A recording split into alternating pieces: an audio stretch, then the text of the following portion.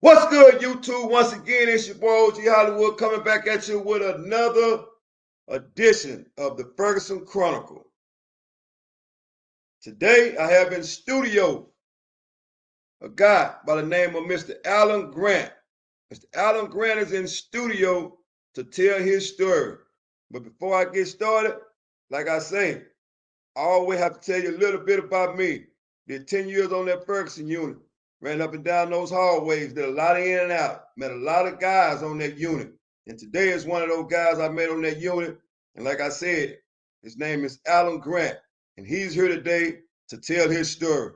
So without further ado, let's tap in with Alan Grant, please. What's good, Hey, Loco? what's good, Hollywood? Oh, man, I'm just tapping in with you today, man, to see what's going on, man, what was going on then. And the day I'm bringing you here, man, to tell your story, man, the time you spent on that Ferguson unit, man. But before we get started, man, go ahead and tell the viewers a little bit about you, man, where you from, and what led you to prison.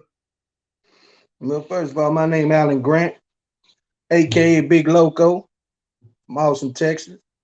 I landed I was getting into trouble, man, as a youngster.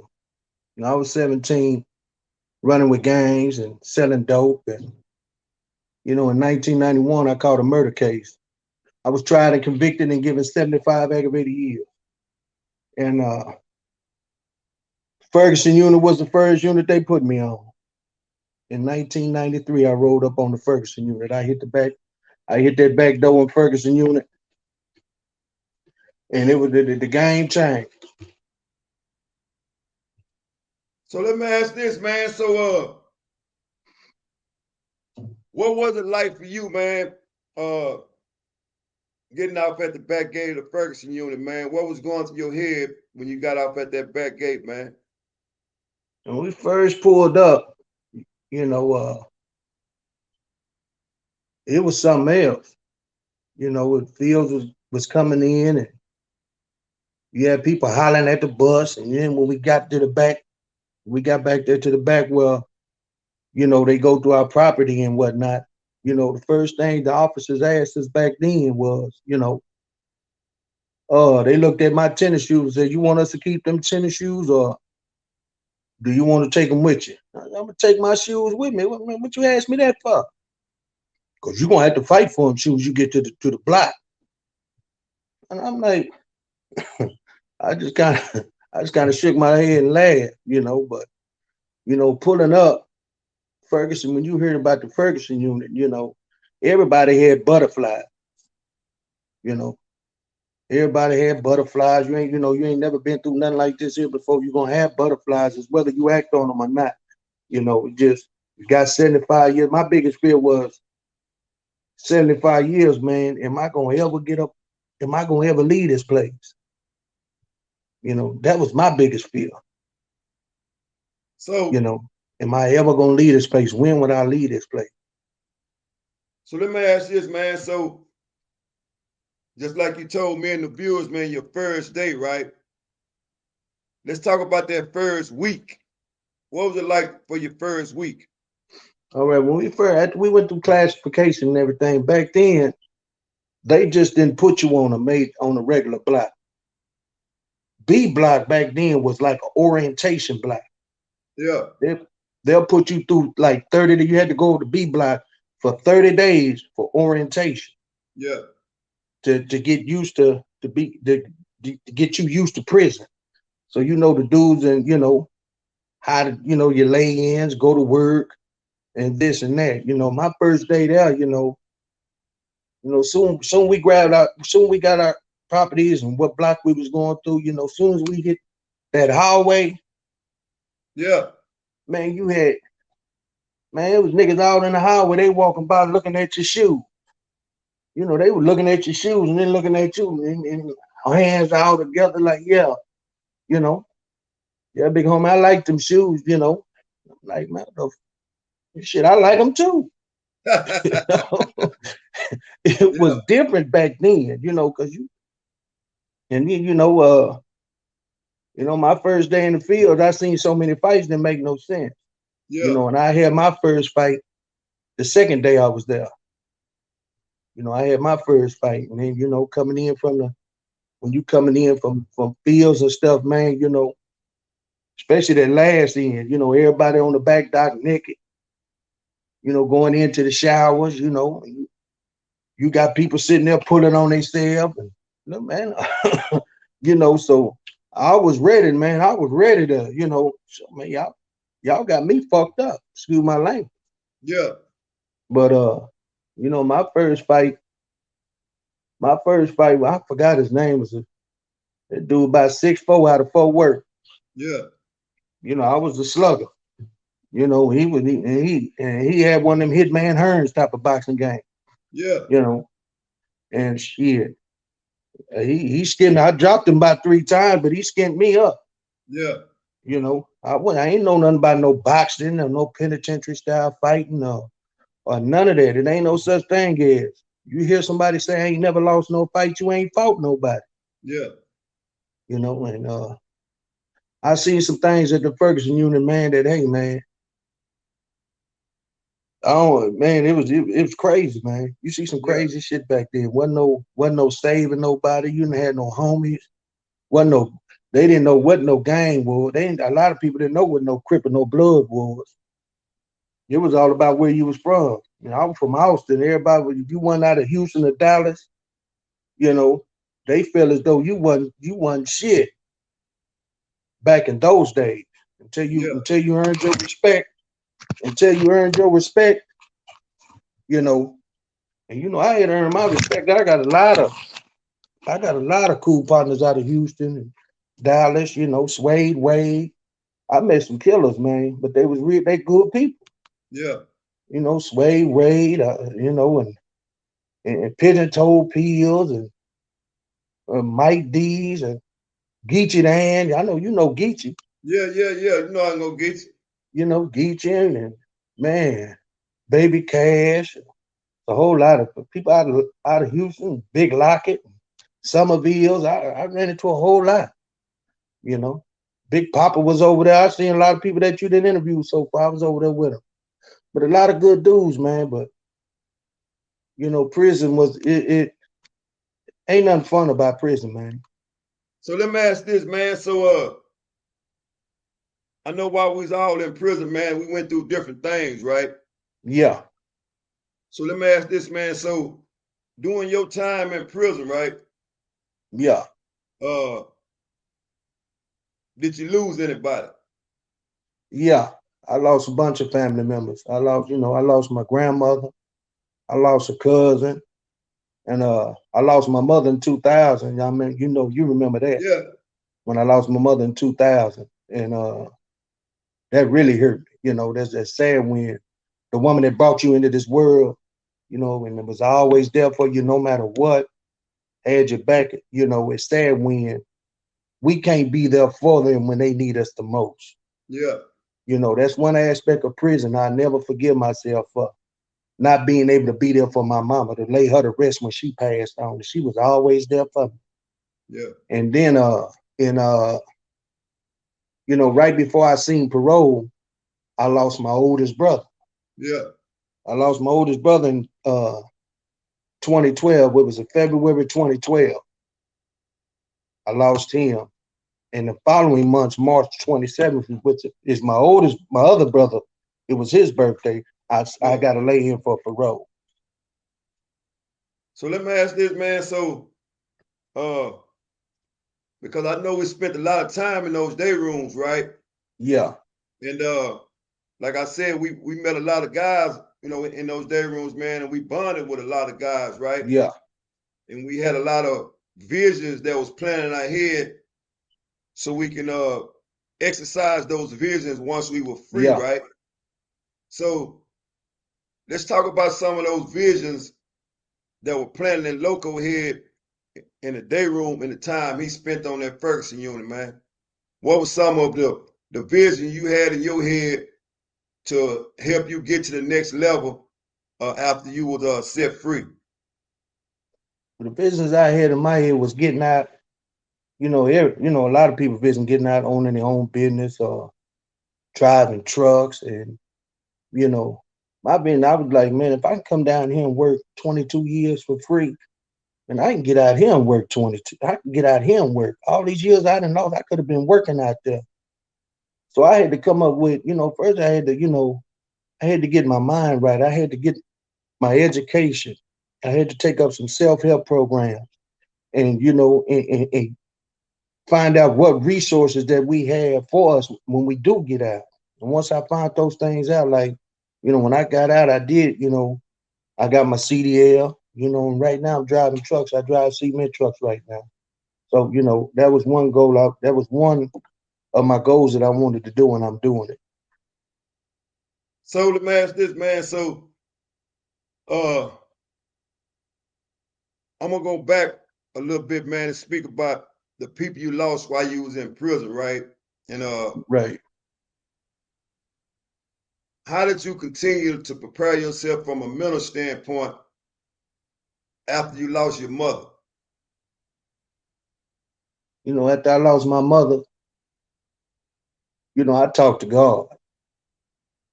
Because my mother, she was deep. She was deep in that word, and she prayed for me every day. And I had to ask God, to give me the strength to move on. And and I had promised my mom, before she died in our last conversations, she was telling me, baby, I want you to promise me you'll never come back when you get out of there.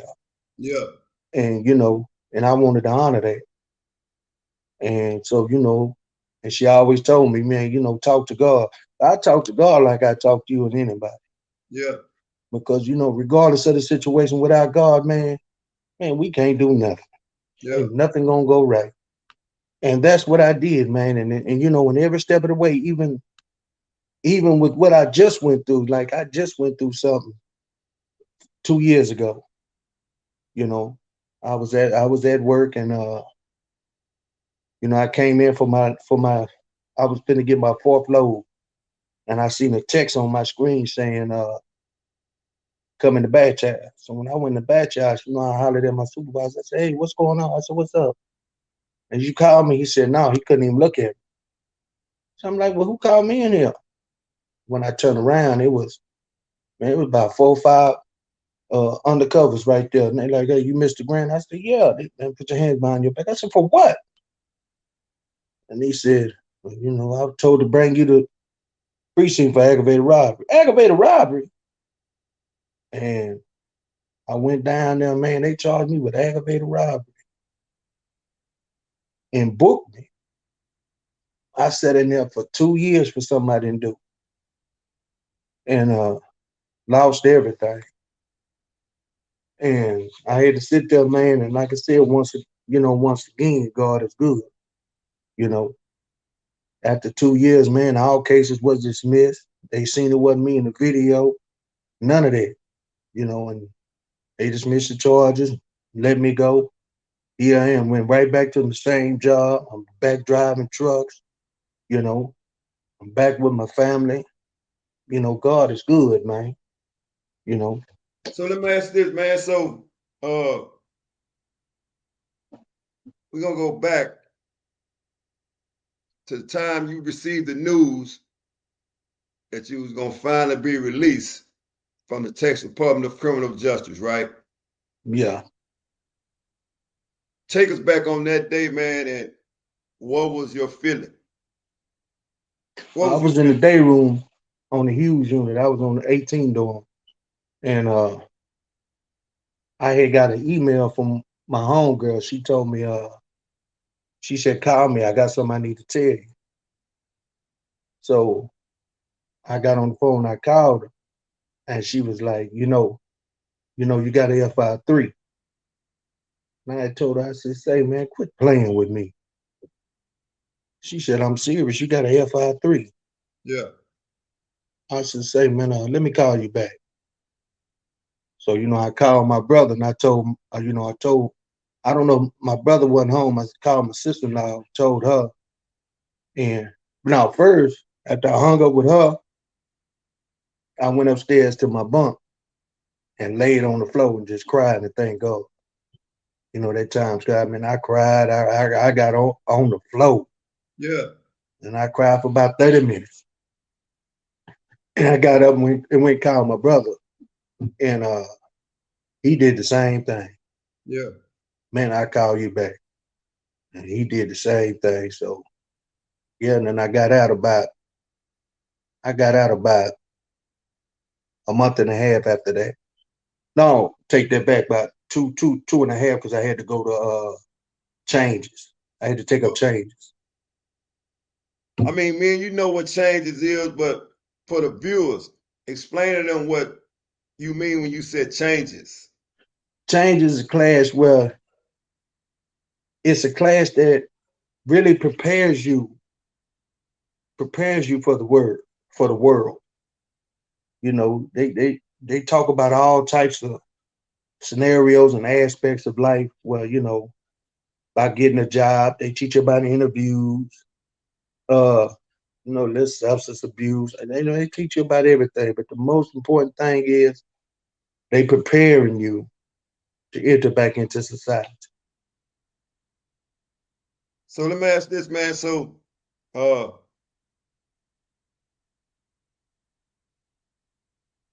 let's talk about that first week that you got out, man. What was the thing that you saw that had changed from the time you went to prison and the time you got out? Let's talk about some of those things that you know that had changed, and what was your struggles uh acclimating back into society? What was some of the things that you struggled with? To be honest with you, Wood, I really didn't struggle when I got out here. I really took off. I mean, I had took off so fast, even amazed my brother and them. When I got out, you know, all my homies, some of them were still out here doing the same thing they was doing even when I was out here. But Yeah. some of them also had advanced. You know, when I got out, you know, they pulled up on me, man. They was pulling up on me in City of Austin uniform, big Texas edition trucks, Benzes, motorcycles, but all of them had on work uniforms. And I'm looking at them and I'm like, damn, man, that's what I want. You know, when they came, they like, say, it's what it is out here, man. We working. Everybody got big houses. I mean, I'm looking at it. I'm like, yeah, that's what I want. So, you know, I started, you know, I took care of my business step by step. I know I needed me an ID. I got me an ID. Okay, once I got my ID, got my social security card, I said, well, I'm gonna get me my driver's license now. I got my driver's license. I need to get me a job. I got my job. But everything parole told me to do, I did it. I even had to go to substance abuse and everything. But I had I had met a good woman. And the moment I met her 2 weeks after I got out, she was there. So I had a lot of support and I had a lot of help going to here and there. You know, got my first job. You know, I was working at Harvard Freight too, making $850. And from that job, I landed another one, ABC Supply. And then I had went to Goodwill. You know, I went to Goodwill and Yep. got me a counselor there and did everything they told me to do and put in for my CDL. And once I put in for my CDL in 2014, man, I've been driving trucks ever since then.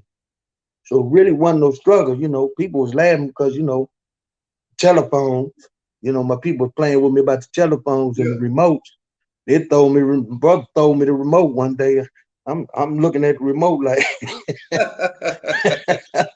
they laughing at me and everything. I'm like, man, quit playing with me, man. But other than that, man, I really didn't have no struggle. Once you got your mind made up and you come out here and you taking care of your business, you know, when you got your mind made up to take care of your business, you're gonna take care of it. So I know you said counselor, man, and that stood out to me. And I want you to explain what you mean by when you say counselor, because some people might be looking at this interview as when you said counselor, because it's a lot of guys that get out of prison and from a mental state, you know, they're not stable, you know, and I want you to explain to the viewers so they don't get confused when you say you went got your counselor at the Salvation Army. What at was that? Goodwill. Let me at Goodwill. All right. What I mean by accounts at Goodwill, ex-felons we have resources out here. You know, we have resources. And a lot of people believe that what Goodwill and places like that will do for us. Yeah. They think it's untrue, but it's not. You go to Goodwill and you do everything they tell you to do. You can go to school, you can be a barber, you can drive trucks. They'll put you to school for free. Yeah. And while you're taking care of your business on that, they give you cash cards. Yeah. You be qualifying for cash cards. They give you cash cards and all of that. You get food stamps, you get all that stuff. Those are the resources that we have. Long as you take care of your business and do what you're supposed to do, you can get counseling on anything. Yeah. Through Goodwill. You can get help on anything. Goodwill. I mean, Goodwill put you in housing and everything. So let me ask this, man. Because I know I spoke with you last time, man. You know, like you just explained, the struggle you went through as far as getting back incarcerated for aggravated robbery that you didn't even do, right? What was the bounce back from a mental standpoint on that, man? Because I know you did a lot of time, and to be placed inside a facility for something you didn't do, man, it's kind of like you had to gather your mental all over again to be prepared, you know, for the worst, just in case, right? So tell me and the viewers, what was your bounce back? How did you do that? All right. When I was in Dale Valley, you know, going through what I was going through, you know, at first my mental state was, I mean, I was thinking things I never thought I would ever think in my life. Yeah. You know, because, you know, them 2 years doing that was even harder than the 22 I did. Yeah. And I'm like, I'm not going back to prison. I'm not, you know, and I'm not finna let these folks fuck over me. I'm not, I mean that. Yeah. You know, and like I said at the time, you know, God, man, he'll allow you to hit rock bottom before you sit up there and answer you. And in so many ways, you let me know, man, you're gonna be all right. In so many words, but sometimes my mental thought was like, man, sometimes I jump up in the middle of the night, man, can't believe, man, I can't believe this. I lost so much. Yeah. My house, marriage, everything behind that. Everything. And I'm like, man, hell no. My mental state, man, I never thought I would even think some of the thoughts that I was thinking. Never. So let me ask this, man, because I mean it's important to me and the viewers, man, because I know when we get in certain situations, man, you know, our mind can travel in every area. You feel me? So if you don't mind, share some of the detailed thoughts of what Loco was thinking. Man, Loco was thinking, man, I was thinking like this here, man, y'all gonna fuck over me. The whole state of Texas gonna hear about me. I'm not going back to prison. I mean that. I'm either going out the same door I walked in on 2 legs, or I'm going out in a body bag. I'm not going back. And I'm not going out quiet, you know. And it was like God was telling me, you're gonna be all right, you know. I'm in there hitting that log. I'm back, I'm hitting that word and stuff like that there, man. And when I got all my discovering things, you know, it was just, man, let's set it for trial, you know. They were trying to get me to point the finger at, man. I don't look, man. That ain't me in that motherfucking video. I ain't robbed no motherfucking body, man. I work hard every day. I work 14, 15 hours a day. I work hard for every motherfucking thing I had. You talking about my phone was at that store? My phone wasn't at that store. And y'all know my phone wasn't at that store. Yeah. You know, this is stuff, man. That's now. So I'm like, man, I'm finna fight. Man, well, if you I'm not, I don't know who it is. I don't know who that is in that video. All that he said this, he said, I don't give a damn about none of that. Trial. And my lawyer, my court appointed attorney he got fed up last time. He was like, all right, Miss, trial. I don't want to talk about nothing else but trial. When we going to trial? And next thing you know, they came up in there. He came up there now about Mr. Grant. You know, case number 1, case number 2, as well as case number 3 have all been dismissed. Not pending further investigation with the statute of limitation. They've all been dismissed in the interest of justice. And when he said, man, I apologize to you, Mr. Grant. My advice to you to contact the Innocent Project. Like, played with me for 2 years. So let me ask this. So we don't hear them words often.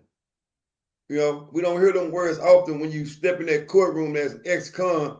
That automatically means that you're going back to prison, right? Yeah. It automatically means that. Yeah. And in this case, it was different. So when they told you all charges were dismissed, right? What was the relief? What did that feel like from right here, knowing that you can say, man, fine, it's over. I can get back out. However, I done lost it all and I have to start over again. I wasn't worried about the things that I lost because that's materialistic shit. I can get that back. Can't get your life back. Can't get your freedom back. You know, once you get down to that penitentiary, it's over with. Yeah. And I felt like the same way I felt when I got that FI. You know. But it also opened my eyes to a lot of things. Yeah. You know, that you can't help, damn sure can't help motherfuckers that don't want to help themselves. Yeah. You know, you got to put you first. You know, because at the end of the day, you all you got. You know, and me saying that, you know, I got a real eye open. You know, when you try to help your homies, you try to help, you know, you can't help nobody don't want to help themselves. You know, we all our own man, we all grown men. You know, especially somebody that done been down and done time before. Yeah. You know. So let me ask this, man. So now that everything's straight and Loco is, you know, he got his life back, don't have to worry about going to prison, right?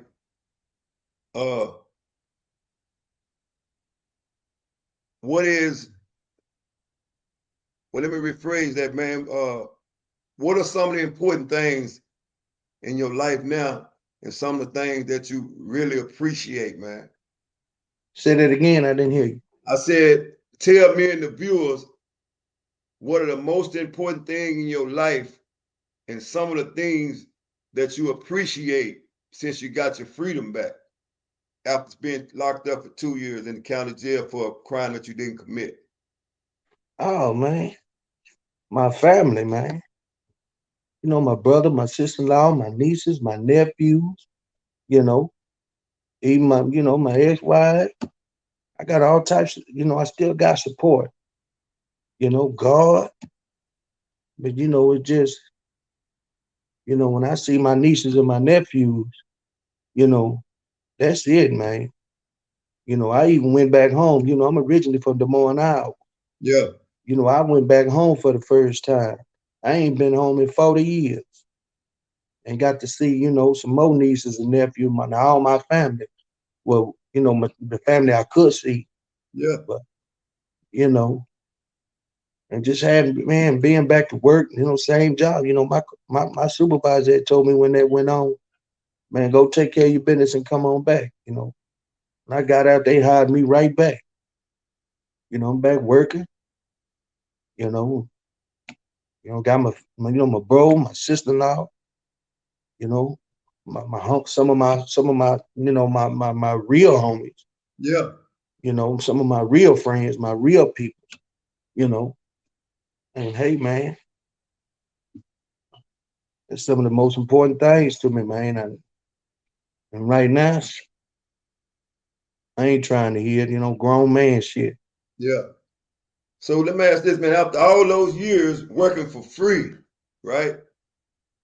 Because we've all did it, man. We've all worked for free. And you just said that after doing that stint in the county jail for a crime that you didn't commit, and you went back to the same job, right? What did it feel like to finally be appreciated, man, after all those years being locked up? Man, it feel good, man. It feels good, man. That's real. I mean, it's one of the greatest feelings in the world, you know, to be able to, when you got, not only just a job, you got people that appreciate you, I'd being able to be out here and pay your own bills, make your own money, you know, ain't got to answer to nobody, you know. When I'm in my truck by myself, man, I'm in the truck by myself, as long as I know where to go and deliver that concrete, I'm jamming. I be in my truck looking at your podcast, you know. But man, it's a beautiful thing. It feels real good. Feels real good, man. So let me ask this, man. What advice would you have for somebody that's coming home and didn't have the support that you had? What advice would you give them in order for them to stay free and not return back, to the Texas Department of Criminal Justice, man? You have to stay focused. Do not give up. Take care of your business. Take care of one thing at a time. One thing at a time. And no matter what, never tell yourself I won't work no anywhere. I see a lot of people that say that I ain't gonna never work at no McDonald's. I ain't gonna work here. Hey, man, I'll start anywhere. Anything beat a blank. You got to work wherever you can get a job at. Work where you can work until you can get, because it's always going to. You ain't gonna do nothing but progress. Never give up, man, and never forget what you've been through. Never So forget what you've been through.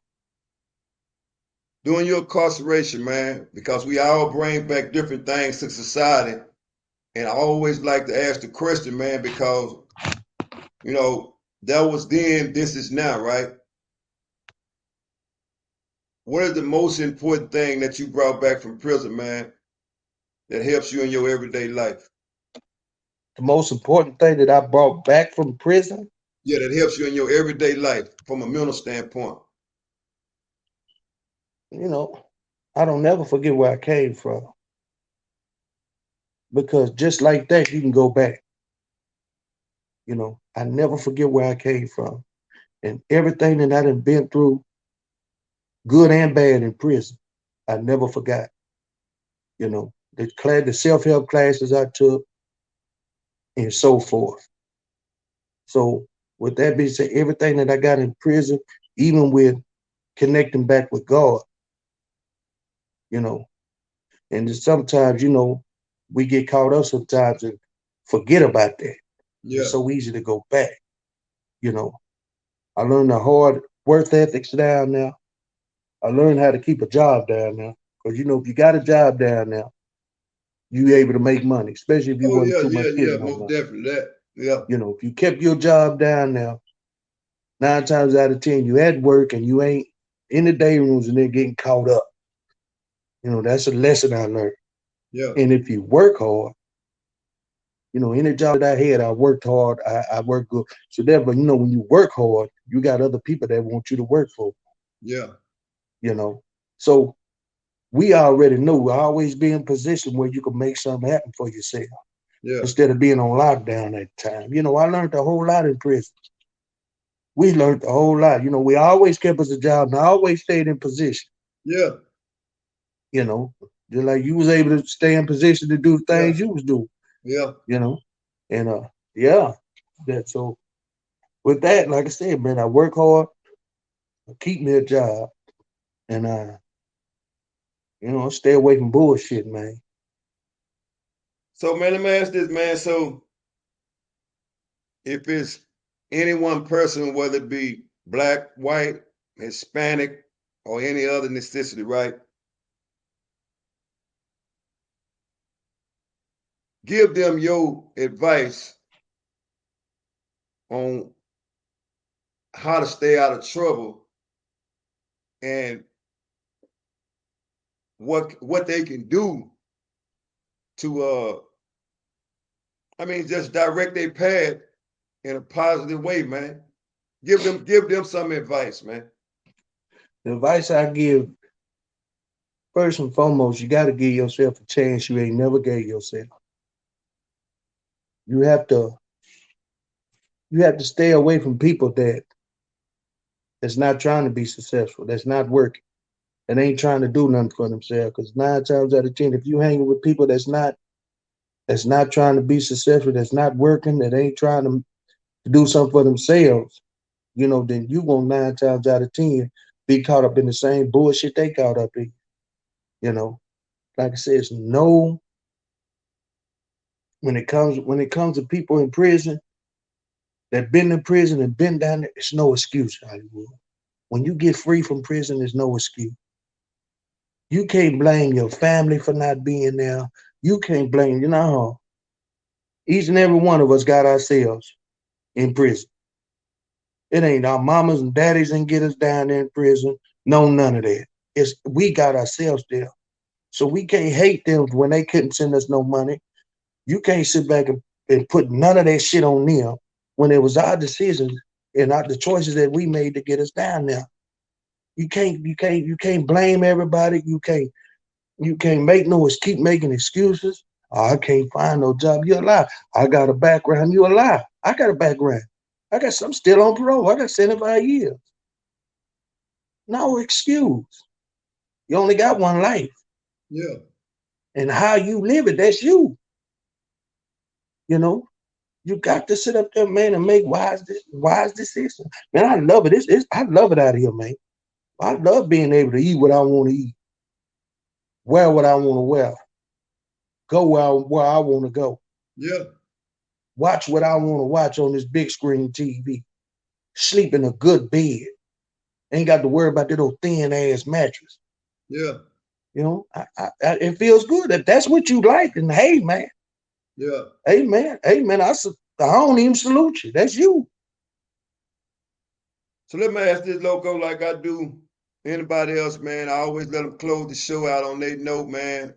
And today is no different. So I'll allow you to close the show out on your note, man, and give a shout out to who you feel like you need to give a shout out to, man. And the show is yours, man. Oh, man, I'm going to give a shout out, man. I'm going to give a shout out to all the guys that gave an interview, man.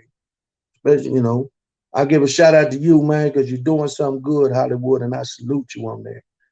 Man, shout out to Sid Lowe, Big Papa, Blue Hands. Salute all them brothers, man. Everybody that done hard time and made it out of here, man. I salute you, man. Much big shout out to all y'all, man. Stay out, stay free, man. And stay up, man. Keep doing what you're doing, Wood. I appreciate you for coming on, Loco, man.